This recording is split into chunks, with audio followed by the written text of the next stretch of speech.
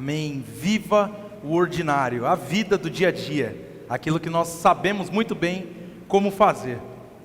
Só que nós estamos cercados de expectativas de que nós precisamos dar conta de absolutamente tudo sozinhos, porque a vida que nós vivemos hoje valoriza quem resolve, quem aguenta, quem não depende de ninguém.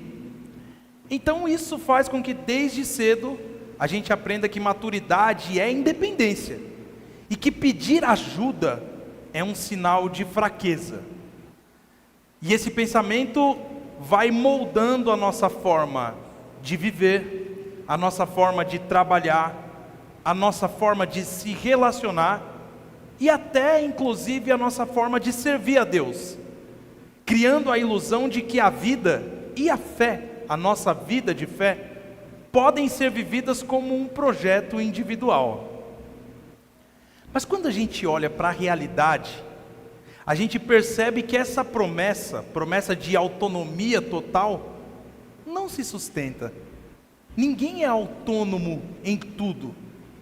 O ordinário da vida é feito de limites, é feito de dias que se repetem, é feito de tarefas que se acumulam, de decisões que precisam ser compartilhadas, que não podem ser tomadas sozinhas. Isso porque Deus não nos criou para vivermos em um modo de sobrevivência espiritual, como se fosse cada um por si, tentando dar conta de tudo sozinho. Mas Deus nos criou para caminharmos juntos, sustentados pela palavra, sustentados pela oração e sustentados pela comunhão. O problema é que muitas vezes queremos os resultados da fé sem abraçar os meios simples e ordinários que Deus estabeleceu para nós. Essa lógica também entra aqui, na igreja, na nossa vida. Pessoas bem intencionadas assumem mais do que deveriam, servem além do que conseguem e passam a medir a fidelidade pelo quanto conseguem suportar sozinhas. Então, a partir disso, o serviço, que deveria ser uma expressão de amor e de cooperação, vira um peso e uma solidão. Nós nos esquecemos que o corpo de Cristo foi desenhado com muitos membros, com muitas pessoas, diferentes dons, diferentes responsabilidades, mas tudo compartilhado. Na economia de Deus, fazer tudo sozinho não é virtude, é um sinal de que algo está fora do lugar. E é exatamente isso que nós vemos na vida de Moisés, no texto que veremos hoje em Êxodo capítulo 18. Um líder chamado por Deus, fiel, comprometido, mas sobrecarregado por tentar conduzir o povo praticamente sozinho.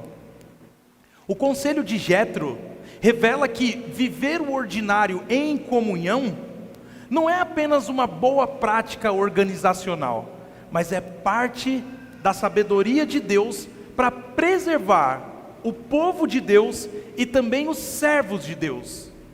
Deus não nos chamou para uma vida, para uma fé, como se nós fôssemos heróis solitários, mas Deus nos chamou para uma caminhada em que o cuidado, o ensino e o serviço são repartidos. Por isso que nessa série nós somos desafiados a trocar a busca pelo extraordinário, pela fidelidade do ordinário. Palavra, oração, comunhão, perseverança diária.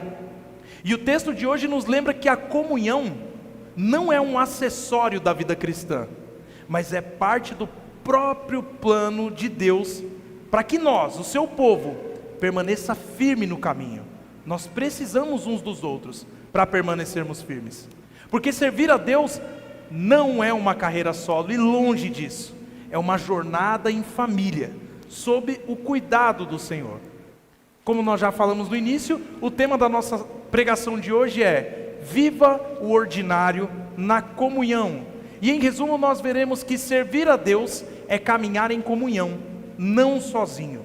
Simples assim. Servir a Deus é caminhar em comunhão e não sozinhos. E em primeiro lugar, servir sozinho nos sobrecarrega e enfraquece a missão. Nós leremos agora o texto de Êxodo, capítulo 18, a partir do verso 13 até o verso 18, estará projetado aqui para você, mas caso você queira abrir a sua Bíblia aí também, fique à vontade. Então Êxodo 18, do 13 ao 18 diz: No dia seguinte, Moisés sentou-se para julgar o povo, e o povo estava em pé diante de Moisés desde a manhã até o pôr do sol. Quando o sogro de Moisés viu tudo o que ele fazia ao povo, perguntou: Que é isto que você está fazendo ao povo? Por que você fica sentado sozinho e todo o povo está em pé diante de você desde a manhã até o pôr do sol? Moisés respondeu a seu sogro: Porque o povo vem a mim para consultar a Deus. Quando eles têm alguma questão, vem a mim para que eu julgue entre um e outro, e eu lhes dou a conhecer os estatutos de Deus e as suas leis.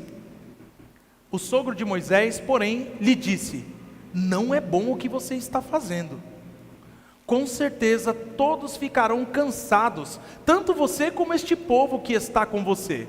Isto é pesado demais para você. Você não pode fazer isso sozinho.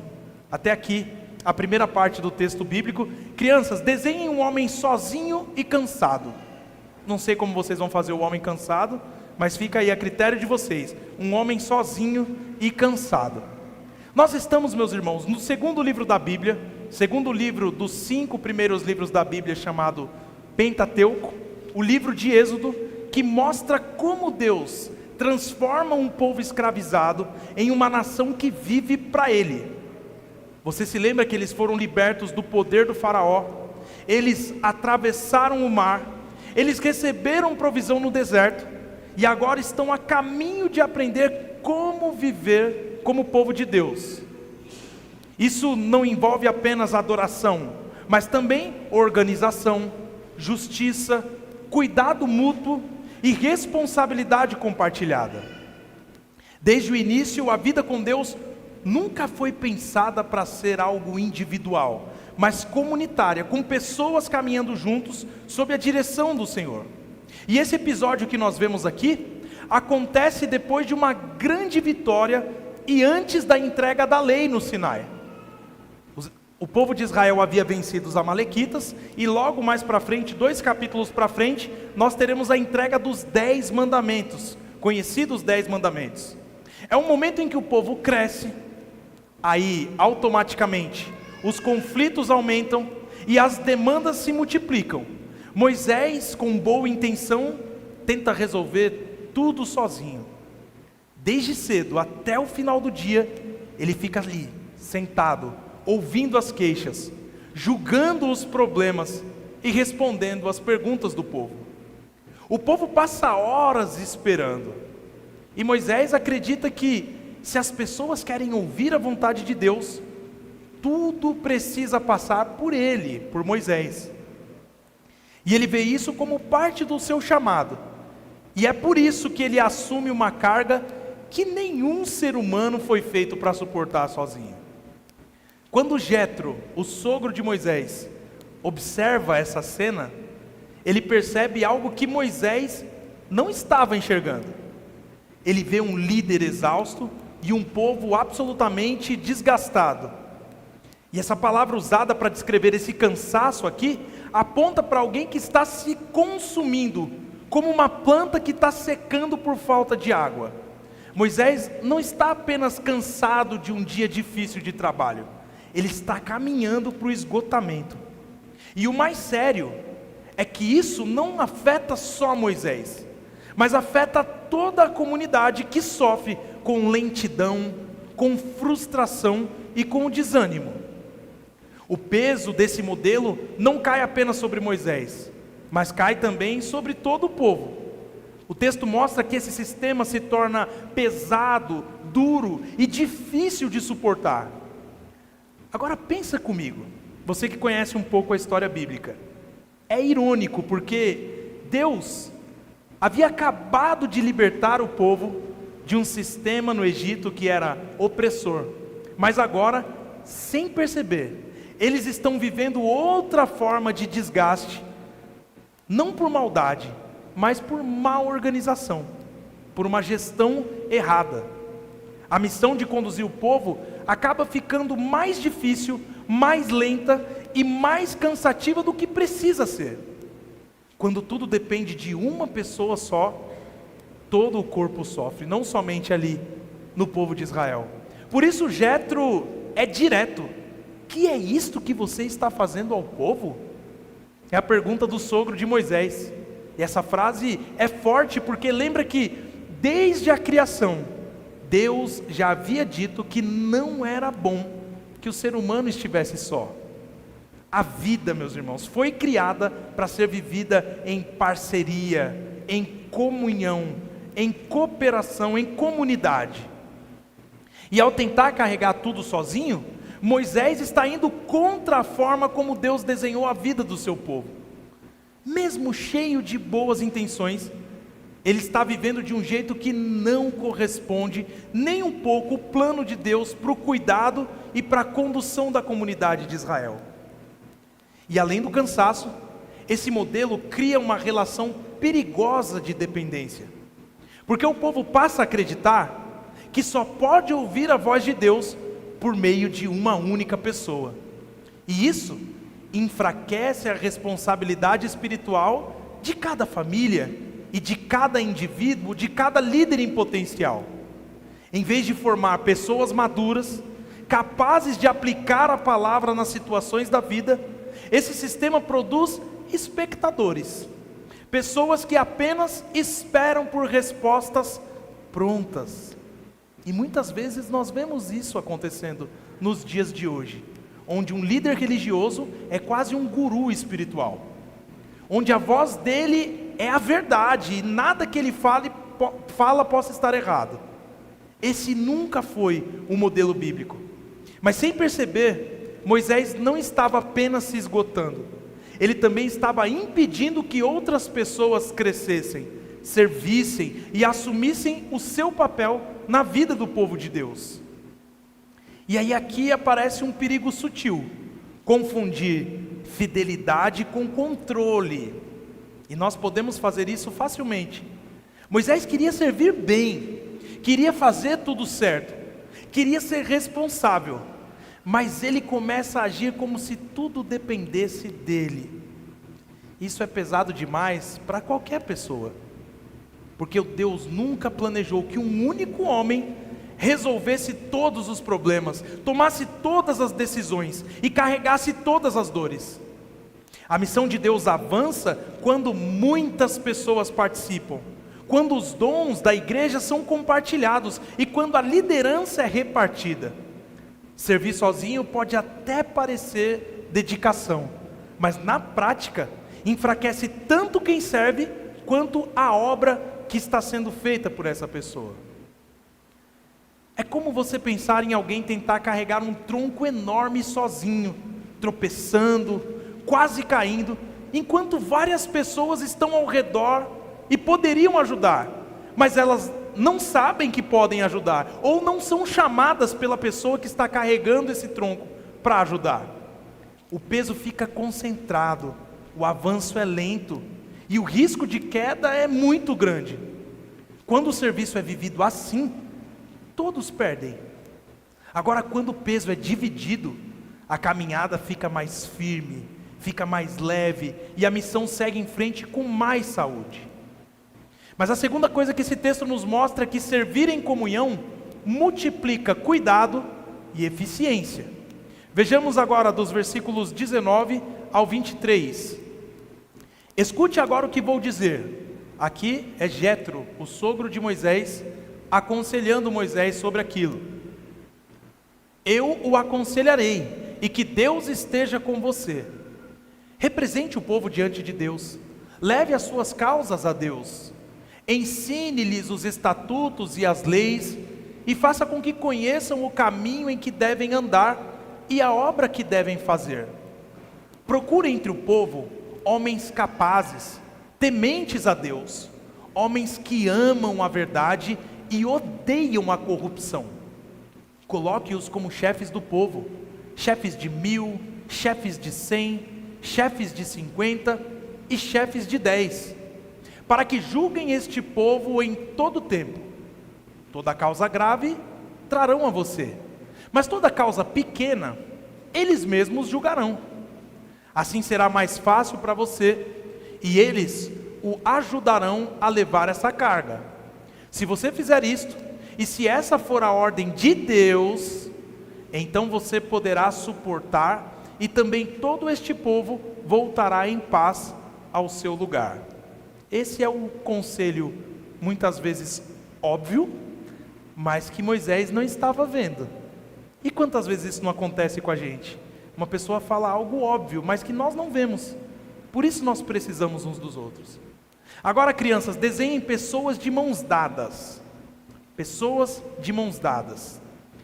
Jetro, o sogro de Moisés, não era parte do povo de Israel desde o começo da caminhada, mas ele reconheceu a ação de Deus e passou a fazer parte dessa história. Isso nos ensina que Deus usa pessoas diferentes, com experiências diferentes, para cuidar do seu próprio povo. O conselho de Jetro não vem de competição com Moisés, deixa eu te mostrar uma forma melhor de fazer as coisas, mas de preocupação sincera com o bem-estar, tanto dele, como com o bem-estar da comunidade. Desde o início, Deus mostra que o seu povo precisa de organização, de cooperação, de responsabilidade compartilhada, e não de um único herói tentando resolver tudo sozinho. Isso nunca dá certo. Então Jetro propõe algo muito claro. Moisés continua com a responsabilidade principal diante de Deus, mas não precisa resolver todos os detalhes da vida do povo. As questões mais simples podem e devem ser cuidadas por outros líderes, o que de forma alguma diminuiria a autoridade de Moisés, mas protegeria a missão que Deus colocou Moisés para fazer. Além disso, Jetro deixa claro que o mais importante na escolha desses líderes não é a aparência, posição social ou influência deles, mas o caráter. São pessoas que levam Deus a sério, que falam a verdade e que não se vendem por vantagem nenhuma. Ser chamado de homem capaz aqui não significa que esse homem é alguém perfeito, nem que esse homem deve ter respostas para tudo, mas é alguém que deve ter firmeza para agir corretamente, mesmo quando isso dá trabalho, ou pior, quando isso gera conflito. É alguém que não foge de conversas difíceis e não se curva à pressão para facilitar o que é errado. O temor a Deus é o que mantém esse líder no caminho certo quando ninguém está olhando. Sem esse temor, qualquer estrutura vira apenas um sistema vazio, mas com esse temor, até tarefas simples se tornam um serviço santo. Então, a organização em grupos menores faz com que o cuidado chegue mais perto de cada uma das pessoas. Em vez de longas esperas, longas distâncias, os problemas do dia a dia são resolvidos por pessoas que conhecem a realidade das famílias e caminham perto delas. É assim que deve acontecer. Isso mostra que Deus se importa com as pequenas coisas da vida. Desentendimentos, decisões comuns, dúvidas práticas. A comunhão funciona quando o cuidado é próximo, é constante, é pessoal, não apenas centralizado em uma figura distante, que não tem nem tempo para atender todas as pessoas. Então, com essa divisão de responsabilidades, Moisés pode se dedicar ao que ninguém mais poderia fazer naquele momento, que é ensinar o caminho de Deus ao povo. Essa era a atribuição de Moisés. E isso muitas vezes ficava de lado pelo fato de Moisés ter que cuidar de outras coisas. Nós nos lembramos disso também em Atos, quando as viúvas estão reclamando de estarem sendo esquecidas na distribuição do alimento, e os apóstolos delegam diáconos para cuidar das pessoas, dizendo que eles tinham que se dedicar à oração e à leitura pública e ensino público da palavra de Deus. A liderança não é sobre fazer tudo, mas sobre preparar outros e apontar a direção certa. Quando cada parte faz o seu papel, o todo funciona muito melhor. A comunhão não atrapalha a missão, ela fortalece a missão, porque ninguém caminha além do que suas forças permitem. E o resultado prometido é descanso para o líder e paz para o povo. Não é só menos cansaço físico, é um ambiente mais saudável em que pessoas sabem a quem procurar, são ouvidas, recebem orientação e tudo isso com mais rapidez. A paz que surge aqui não vem da ausência de problemas entre o povo, mas do fato de que existe cuidado, existe justiça e presença de uns na vida dos outros. Onde há comunhão bem vivida, há menos sobrecarga e mais segurança.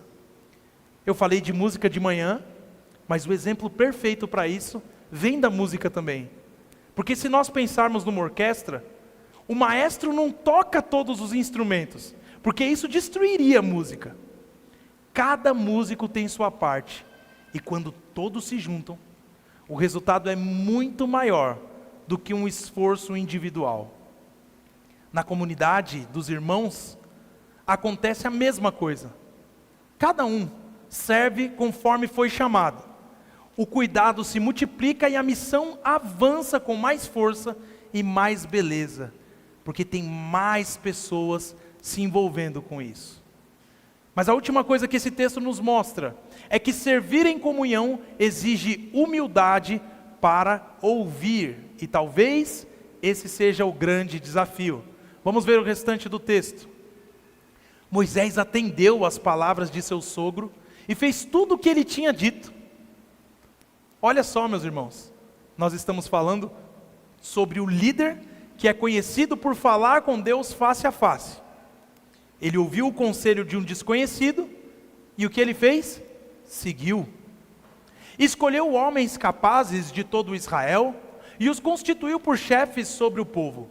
Chefes de 1000, chefes de 100, chefes de 50 e chefes de 10. Estes julgaram o povo em todo o tempo. A causa grave trouxeram a Moisés, e toda causa simples, eles mesmos julgaram. Então Moisés se despediu do seu sogro, e este voltou para a sua terra. Até aqui a palavra do Senhor. Crianças, o último desenho que vocês farão é de duas pessoas conversando. Tá bom? Duas pessoas conversando. Então, depois de ouvir o conselho do seu sogro Jetro, Moisés agora precisa tomar uma decisão. Ele não está diante de um inimigo, mas de alguém que quer o seu bem e o bem do povo. E o texto mostra que grandes mudanças no povo de Deus, na obra de Deus, muitas vezes começam assim, com uma conversa simples, dentro de casa, entre pessoas que se respeitam. Antes de qualquer estrutura nova, existe um coração disposto a escutar. Sem isso, nenhuma proposta, por melhor que seja, se transforma em prática. É tão importante a comunhão por isso. Às vezes, você pensa ou age de forma que você está errado e você nem sabe. E quando você anda com um irmão sério, crente, corajoso, ele vê que você está no caminho errado e ele te ajuda a sair desse caminho errado. Ele te mostra que não é por aí que você tem que caminhar. Sozinho, meu irmão, você não vai ter a coragem de se exortar, como quando alguém vê o que você está fazendo. É muito diferente. E o texto diz de forma direta: Moisés ouviu a voz de seu sogro e fez tudo o que ele havia dito. Isso é surpreendente porque Moisés era o líder mais visível, o homem que falava com Deus, o instrumento usado para libertar o povo do Egito. Ele estava em alta, estava hypado lá em cima. Mesmo assim, ele reconhece que não sabe tudo e que precisa de ajuda. A comunhão começa quando deixamos de lado a necessidade de ter sempre razão e aceitamos que Deus pode nos corrigir por meio de outras pessoas. E ouvir aqui não é apenas escutar educadamente e seguir fazendo do mesmo jeito. Moisés, de uma vez por todas, muda a sua prática, muda a sua rotina e muda a forma como o povo é cuidado. Porque a humildade verdadeira aparece quando a escuta gera obediência. Isso é difícil, porque mexe com o nosso orgulho, mexe com a nossa imagem e com o medo de perder o controle das coisas ou, pior ainda, das pessoas. Mas servir em comunhão exige esse tipo de entrega. Confiar que Deus está no comando mesmo quando dividimos responsabilidades. Em seguida, Moisés escolhe líderes e estabelece esses líderes sobre o povo. Isso mostra que ouvir também envolve confiar em outras pessoas. Não basta aceitar a ideia, é preciso dar espaço real para que outros sirvam. Comunhão não é apenas trabalhar junto, mas é também permitir que outras pessoas cresçam, tomem decisões e participem do cuidado. Para muitos líderes, essa é a parte mais difícil: soltar, delegar e acreditar que Deus também age através de mãos diferentes das nossas. Quantas vezes você já ouviu ou falou: eu prefiro fazer do que ensinar, vai dar mais trabalho eu ensinar como faz do que eu mesmo fazer. Só que você é chamado a compartilhar aquilo que você aprendeu com outras pessoas. O resultado é simples e bonito. Jetro volta para sua terra e o povo segue a sua jornada. Não há conflito, não há divisão, não há disputa por poder, porque ali se vê a humildade de Moisés, aquele que foi conhecido como o homem mais manso da terra. Moisés, com a sua humildade, preserva a unidade e mantém o foco no propósito maior. Porque quando a comunhão é vivida com humildade, a obra de Deus avança sem que as relações sejam destruídas no caminho. O povo continua marchando e a missão continua de pé. E esse trecho nos lembra que a comunhão não é mantida por estruturas, mas por atitudes do coração. Podemos ter cargos, equipes, reuniões, mas sem humildade, tudo vira disputa, controle e cansaço. Agora, por outro lado, quando há disposição para ouvir de verdade, para corrigir rotas e para caminhar juntos, até decisões difíceis produzem paz. Porque viver o ordinário na comunhão é, muitas vezes, aceitar conselhos, ajustar planos e seguir em frente com um coração ensinável. Isso é algo muito importante. Um coração ensinável. Crianças, olhem para mim, crianças. Às vezes vocês tentam fazer tudo sozinhas também. Arrumar o quarto, será? A lição, resolver a briga com os amigos. E você acaba ficando cansado e até bravo. Deus não quer, criança, que você sofra sozinha.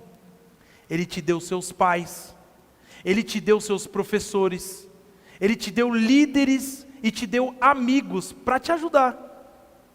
Quando você pede e aceita ajuda, você está fazendo as coisas do jeito que Deus gosta. Ninguém precisa ser herói sozinho, criança. Peça ajuda. Quando você dá a mão aos seus amigos, você mostra que caminha junto com eles. Na igreja e em casa é assim. Se cada um fizer um pouquinho, tudo fica melhor, tudo fica leve. Um ajuda a guardar as cadeiras, o outro ajuda a cantar, outro ajuda a acolher quem chegou.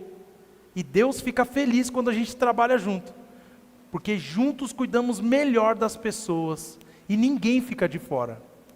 Agora, prestem atenção no último desenho que vocês fizeram. São duas pessoas conversando e isso é muito importante. Porque ouvir, criança, é parte de amar. Às vezes o seu pai, a sua mãe, o seu líder, fala alguma coisa que você não gosta muito, mas saiba, criança, é para o seu próprio bem. Quando você escuta, aprende e muda de atitude, você está crescendo, e não só isso, você está ficando mais parecido com Jesus. Agora, meus irmãos, quando nós nos afastamos da vida comunitária da igreja, o peso do serviço e o peso da caminhada cristã se torna muito maior do que Deus planejou para nós. Muitos de nós nos cansamos porque tentamos viver a fé apenas no culto de domingo, sem vínculos mais profundos durante a semana. Os pequenos grupos, as equipes de serviço e os encontros simples após o culto não são extras no calendário da igreja. Eles são os meios que Deus usa para dividir cargas, para fortalecer a fé, para prevenir o esgotamento espiritual.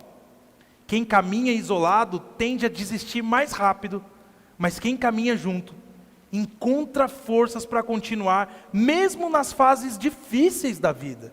Creia nisso. Você tem irmãos para te ajudarem, para caminharem junto com você.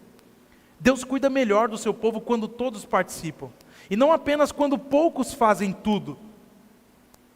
Quando nós dividimos as tarefas, a vida fica muito mais leve. Podem ter certeza disso. Até porque, meus irmãos, Jesus é o único que realmente podia carregar tudo sozinho. E ainda assim, Ele escolheu caminhar com discípulos, formar um grupo e repartir a missão. Ele não apenas nos salvou indo para aquela cruz, mas Ele decidiu edificar a sua igreja por meio de quem? De nós, pessoas imperfeitas, ensinando que o reino não é construído por heróis isolados, mas por um corpo unido sob um único cabeça, que é Ele, Cristo. Então, quando nós insistimos em viver e servir sozinhos, nós estamos agindo como se fôssemos autossuficientes, esquecendo que fomos chamados a depender não apenas de Cristo, mas também uns dos outros, como membros do corpo de Cristo.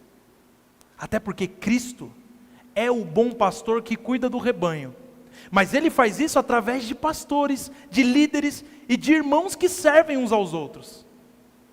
A responsabilidade de servir juntos faz com que nós cresçamos em santidade e que nós nos pareçamos mais com Jesus.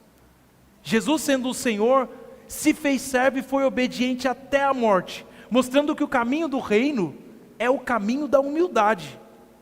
Ele ouviu o Pai, Ele caminhou em submissão e Ele nos chamou a segui-lo nesse mesmo espírito.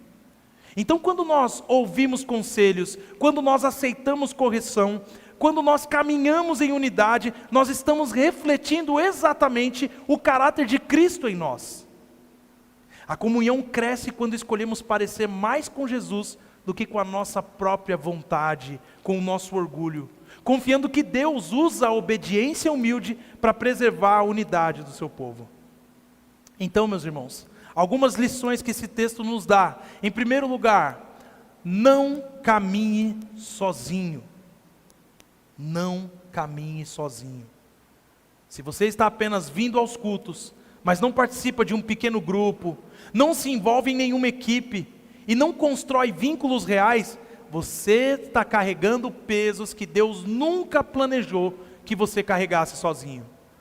Comunhão não é um acessório da fé, mas é parte do cuidado de Deus para a sua própria perseverança.